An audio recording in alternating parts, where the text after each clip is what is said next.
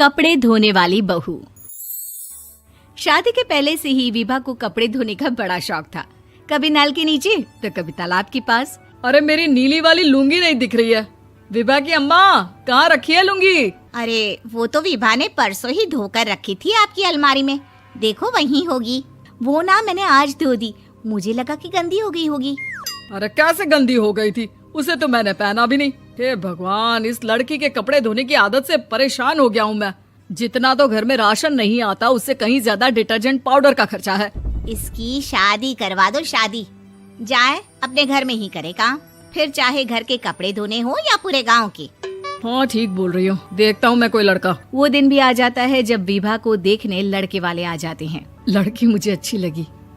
होने वाली सास कहती है, बेटी अगर कुछ पूछना है तो पूछ लो।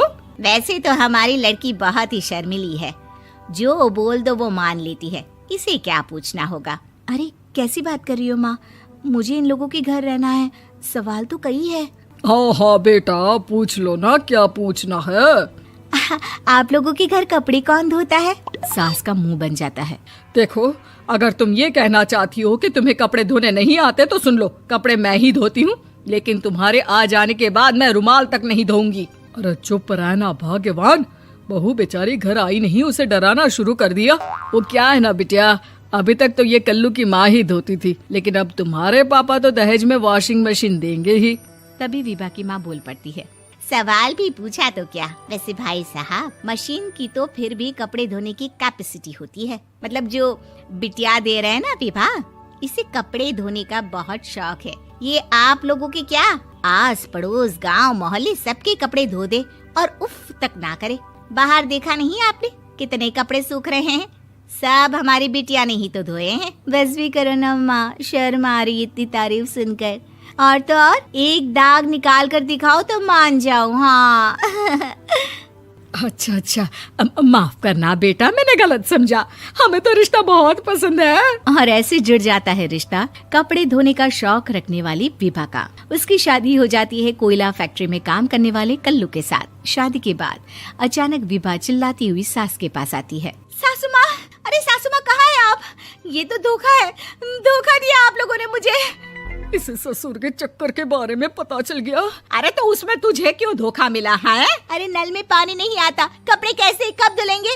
अच्छा, तू पानी नहीं आ रहा उसकी बात कर रही है। तो आपने क्या सोचा? कुछ नहीं। अच्छा, तेरी माँ ने कहा था कि कपड़े धोने का शौक है, तुझे याद आया मुझे। शौक बोलकर कपड़े धोने वाले मेरे जुनून को कम ना आके सासू माँ, कपड़ा धोना मेरा गुरूर है।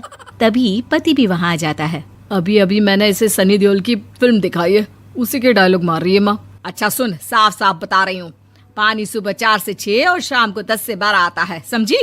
विभा टाइमिंग सुनकर हैरान हो जाती है। ये क्या भूतों का मोहल्ला है?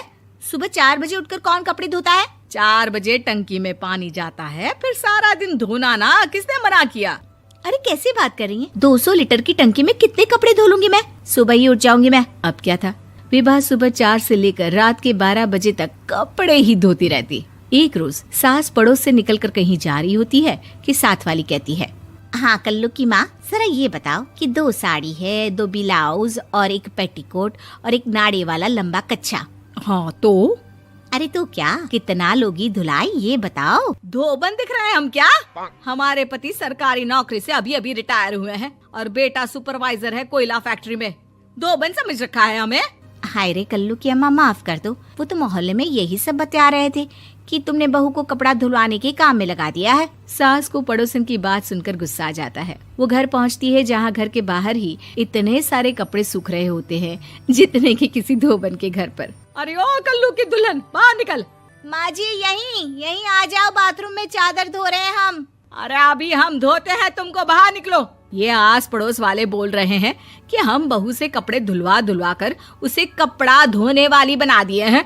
अरे छोड़ो ना माँ जी, किन लोगों की बातों में आती हो? आस पास के लोगों का तो काम ही होता है कि वो किसी तरह सास बहू को लड़ा दे। बहू सारे घर के कपड़े धोती है, ये क्या कम है? बोलिए। सास को भी लग जाता है कि वो बहू का ये सनकीपन नहीं छुड़वा सकती, इससे अच्छा है कि खुद ही चुप हो जाए।